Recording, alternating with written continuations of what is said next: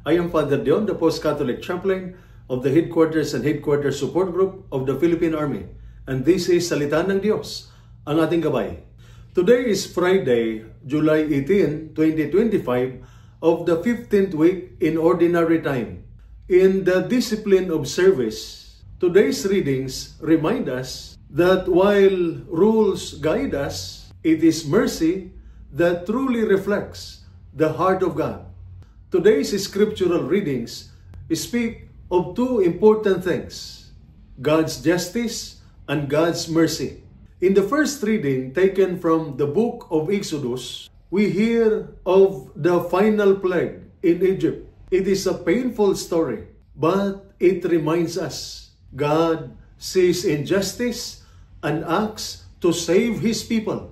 He gave them a sign, the blood of the Lamb on their doors, not just as a ritual, but as a sign of faith and trust in Him. In the Gospel reading, Jesus reminds us, I desire mercy, not sacrifice. He shows us that love is greater than legalism.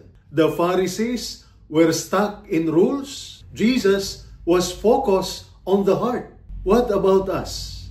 In our work, in our families, even in our faith life, do we follow rules but forget to love? Do we judge others quickly but forget to show compassion? God's law is important, but mercy is essential.